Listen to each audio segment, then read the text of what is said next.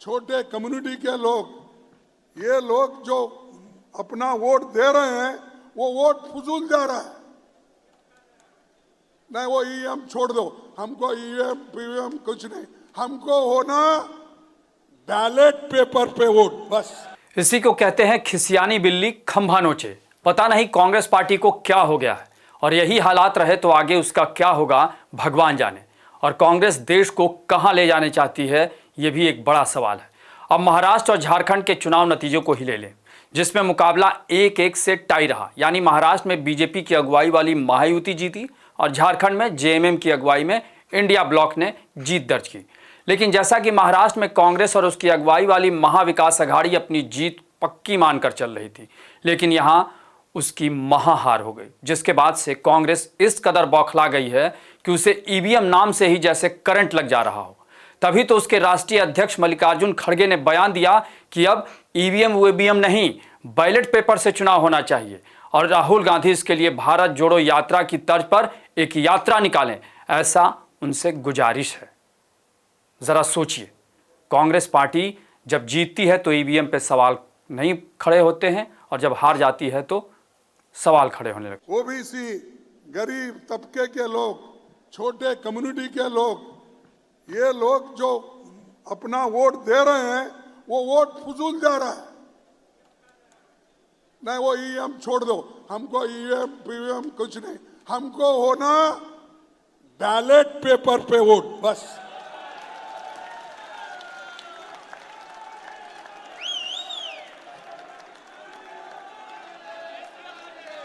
उनको वो मशीन उनके घर में तो रख लेने दो, या मोदी साहब के घर में रहने दो, या शाह के घर में रहने दो। अगर किसी गोडाउन में, अहमदाबाद में बहुत से गोडाउन बने, वहां ले जाके रख लेने दो, हमको बस पेपर पे करो। और आपको मालूम होगा उस वक्त तुम्हारी हालत क्या है, कहां खड़े हो, उस वक्त आपको मालूम होगा।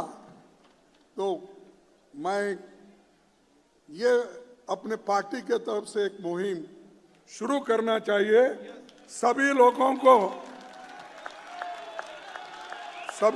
को कहना चाहिए, सभी पार्टियों को भी हम कहेंगे, और राहुल गांधी जी के नेतृत्व में जैसा भारत जोड़ो यात्रा निकाले, वैसा ही ये पेपर, बैलेट पेपर हमको चाहिए।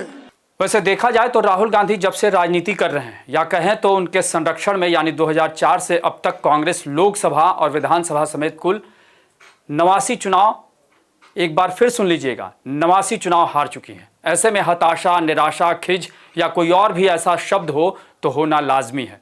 उधर राहुल के साथी अखिलेश यादव भी यूपी उपचुनाव में हार के बाद ईवीएम के खिलाफ हल्ला बोलने में लगे हैं। उन्होंने एक ट्वीट किया है, जिसके हिसाब से अगर देखा जाए तो उनका यह कहना है कि जिनकी उंगलियों पर निशान नहीं है उनके भी वोट डाले गए। चुनाव आयोग अपने दस्तावेजों में देखे कि जिनका नाम दर्ज है वो बूथ तक पहुंचे भी या नहीं, सब दूध का दूध पानी का पानी हो जाएगा। अगर ईवीएम की कोई फोरेंसिक जांच संभव हो तो बटन दबाने के पैटर्न से ही पता चल जाएगा कि एक ही उंगली से कितनी बार बटन दबाया गया। इसके आगे उन्होंने बहुत कुछ लिखा, लेकिन हम इसे आपको बिल्कुल संक्षेप में बता रहे हैं। वैसे अगर देखा जाए तो हर चुनाव के बाद विपक्ष के नेता ईवीएम पर ठीकरा फोड़ देते हैं, और कांग्रेस समेत पूरा विपक्ष इसको लेकर एक नैरेटिव बनाने की कोशिश करता है। लेकिन सुप्रीम कोर्ट ने ईवीएम को लेकर एक तरह से देखा जाए तो बड़ा झटका विपक्ष को भी लगा होगा, क्योंकि सुप्रीम कोर्ट ने एक जनहित याचिका को खारिज करते हुए कहा कि जब आप हारते हैं तो ईवीएम से छेड़छाड़ की जाती है, जब आप जीतते हैं तो ईवीएम ठीक रहती है। यानी साफ तौर पर सुप्रीम कोर्ट का यह संदेश कहीं ना कहीं विपक्ष को जरूर चुभेगा। और क्योंकि कई बार ऐसा हुआ है कि जब भी विपक्ष हारा है तो सीधा सीधा उसका ठीकरा ईवीएम पर फूटा है। यानी कुल मिलाकर ईवीएम का मामला जब भी चुनाव नतीजे आते हैं ये सुर्खियों में आ जाता है, और इस बार भी आ गया। आपको हमारी रिपोर्ट कैसी लगी उसे कमेंट बॉक्स में ज़रूर बताएं, और अन्य खबरों से अपडेट रहने के लिए बने रहे हमारे साथ, क्योंकि हम हैं बुलंद भारत टीवी, ताकत आपकी।